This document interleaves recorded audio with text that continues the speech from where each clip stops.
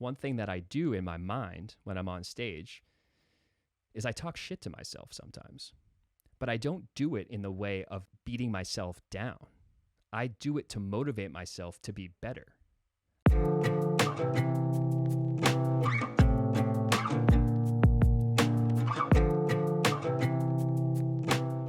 What's up, my friends? Welcome to the You Are the Rockstar Show. This is episode 12, How to Overcome Negative Self-Talk. This was a question from Rybakova on Instagram. She had messaged me asking to chat about how we can overcome the negativity in our head. And that's what this podcast is about. And I want to remind you not to believe everything you think. A lot of times we give power to our mind more so than it deserves. And somewhere along the line in life, we tend to believe someone who's full of shit. And then we internalize that and make that a force that dictates our reality. Is it true? No. But we usually take on other people's experiences or beliefs and make them our own, especially as kids when we're around our parents or people that are just trying to figure life out. But we attach meaning to, something I'll get to in a later podcast, but we create these dialogues in our head, these repetitive thought loops that don't serve us. So I want to share with you a couple techniques that I found helpful to navigate the negative self-talk in our dome. I hope it provides value for you today. Number one, I found it's really powerful to simply observe it. This is a very kind of meditative, yogic philosophy towards negativity in the mind, but if we don't have awareness, then how are we supposed to make any changes? So meditation's helpful for this, but you don't need to meditate. You can just legitimately observe what it is that you're telling yourself. Maybe you jot down some things that you tend to say in your head so you can see them if you need to have it more in the physical. Or just check in with yourself and notice the self-talk that comes up. A lot of times, like I said, we're going to internalize other people's stuff from experiences that don't necessarily need to be the dictators of our reality. And how we change this is by first observing it. This way it allows for the opportunity to make a shift. Because without that opportunity, it's going to be really difficult to make any type of change. We need to release the idea of it being negative as well. I know it might be like, what are you even talking about right now? What I mean is the talk in our head, it doesn't have to be negative. It can be a force that drives us, which I will get to. But chances are, I'm willing to bet that you can learn a lot from it and you can overcome it. I know that. But you can also learn a ton from the negative talk in your head, which leads me to number 2, which is question it. Ask, is it real? Is it true? Is it necessary? And is it serving a higher purpose? If you believe that it's true with every ounce of your being, this negative thought process, really ask where it came from and why. Back when I was in junior high, I was 13 years old and I tried out for a basketball team. I got picked last and I internalized that experience as not being good at basketball. So I never really tried after that. I was still on basketball teams. I just never took it upon myself to get better because deep down I thought I sucked. And it wasn't until much later in my life that I realized that I internalized that experience as meaning something, like I sucked. And it wasn't true. It also wasn't real, wasn't necessary. And the higher purpose that it was serving was it was actually challenging me to become better, but I didn't see it at the time. So I think it's important to also remember to think bigger, to create kind of more of an eagle-eye perspective on our life if we feel like we're being bogged down by negative thoughts. What do I mean by that? Well, you're alive, and that's a friggin' miracle. Straight up, that's a miracle that you are alive in this moment. The amount of stuff going on in your body to keep you alive that's doing it by itself is legit a miracle. If you are listening or watching this right now, that is also a miracle. technology, the ability to connect with anyone in the world. It's the limitations that we create in our mind that impede us and block us from expansion and growth, thinking that the negativity is the truth, that it's real. And it's not. It's the limitations that we create that hinder us. And like I said before, they come from other people and circumstances, but they do not define you. And I need you to really embrace that. The negative thoughts in your head, observe them, question them, and know that they do not define you. And so once we move from this observing and questioning and then realizing standpoint that it doesn't define us, what do? Well, we can reframe it. And this is the action phase of moving into more of a positive mindset. This is what you can do if you notice the negative thoughts coming up in your head over and over again. We can use them as motivation to become better. We can harness them.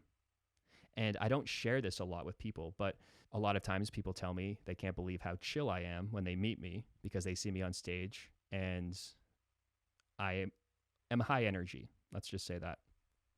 Now, one thing that I do in my mind when I'm on stage is I talk shit to myself sometimes, but I don't do it in the way of beating myself down.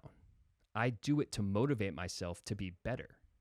I question myself in the form of, what do you got? How will you show up? What are you going to give? And I yell at myself. A lot of times you might think that I'm singing along to the songs, which I do, but I also am yelling at myself because it's how I harness my ego to perform at a higher level.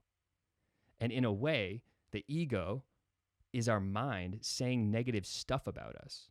So if we can harness that by observing it, questioning it, so we can realize where it came from, and then reframe it as something to use to motivate us to perform at a higher level consistently, then we're going to hack the mind's control over us in our life.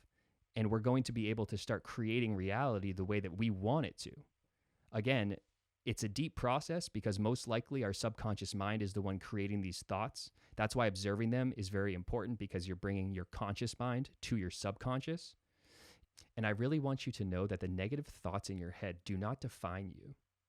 And when you start to observe them, question them, and then reframe them by bringing your conscious mind to the thoughts in your head, we can use those thoughts as motivation to become better and eventually reprogram our subconscious mind. That's done through repetition. How I set my goals, which I've talked about in my book, is I like to put them places I see all the time because I believe that creates the reps to program my subconscious mind into attracting what I want into my life. And the way that I set my goals is by writing it like I have it already.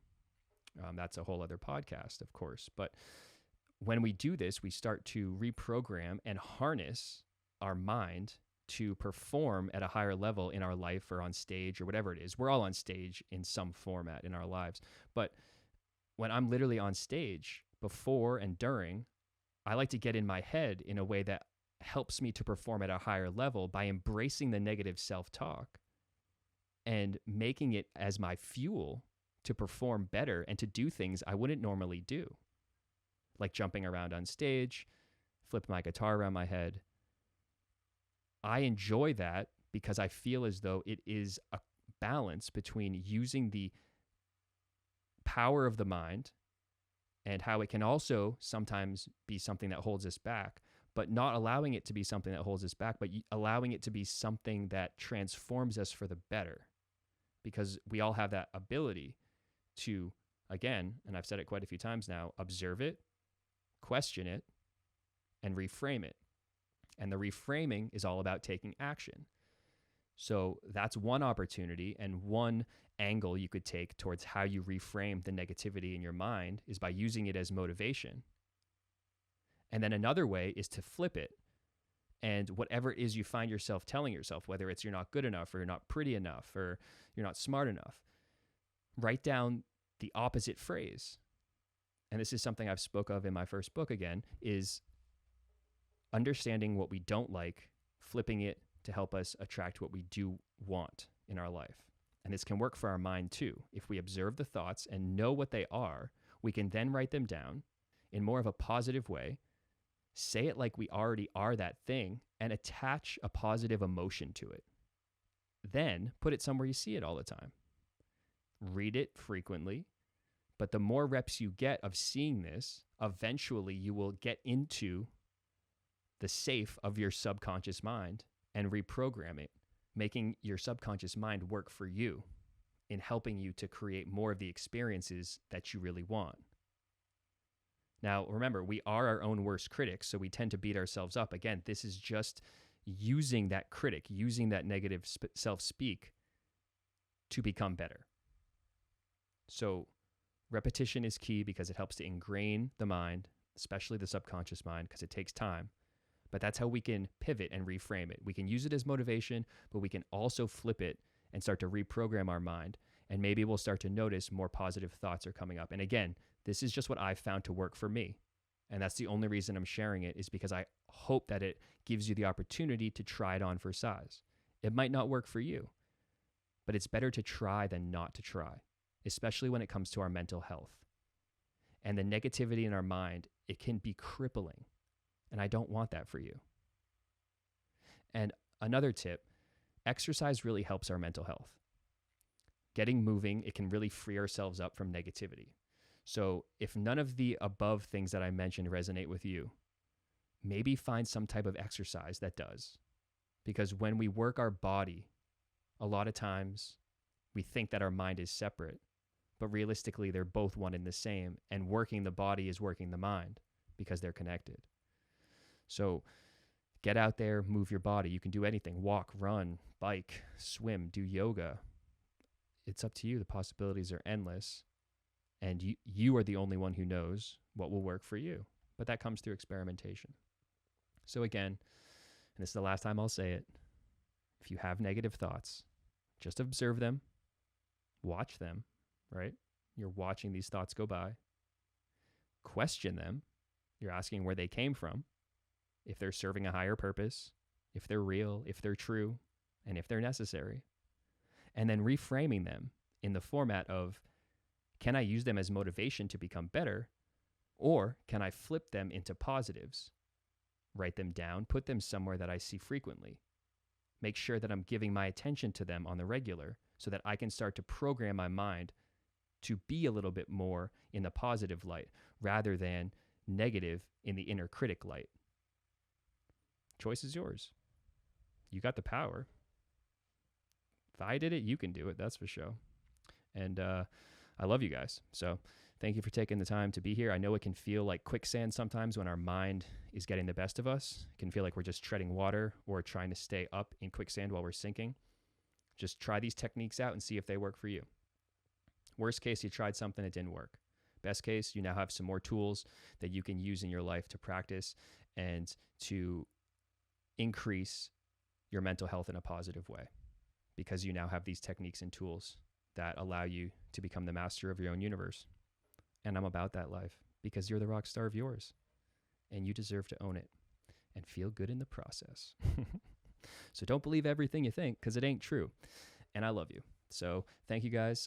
If you have the opportunity right now to close your eyes, I encourage you to do so. I'm just going to guide you through 3 breaths because that's what I like to do. You know, I'm a big meditator, big yogi, like to tap into the power of the breath. That's a great way to program our mind. Use the affirmations in the meditations and you supercharge yourself. That's just a little extra nugget for you today. Gently close your eyes. Take a nice big breath in from your nose. Slower, deeper breath out from your mouth.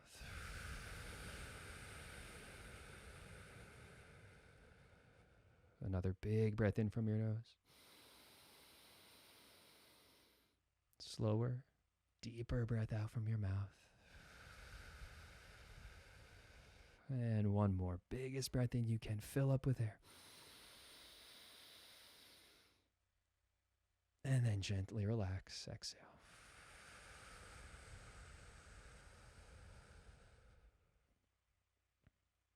When you're ready, open your eyes. Have a good rest of your day. A little life hack.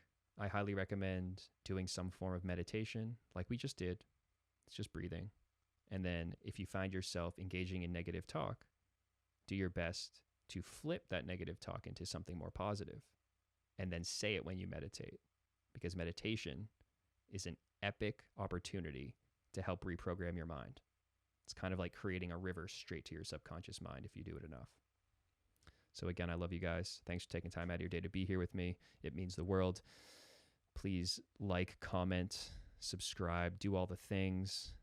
I would love to hear your feedback. Send me a message. Let me know what you think of this. If you have ideas for future podcasts, I love hearing from you guys. I like to keep the dialogue alive. I'm about the connection. That's been one thing personally that I've been missing so much, not being on tour, is the connection. But we get to do it through the internet. So I'm grateful for that opportunity. So please reach out to me with ideas or feedback. I'm here and down to receive. Shout out to Presence for being the sponsor of this podcast, an epic app for mindfulness and meditation, reminding us to stay focused, intentional, and powerful throughout our day, with reminders that get sent to our phone, as well as journaling exercises, meditations, and mindful practices. I also have meditations on there, and it's an awesome app to use. You can find a link to that app in the description of this, and you can try a free trial out if you'd like to. So again, love you all. Thank you so much for being here, and I will talk to you soon. Peace.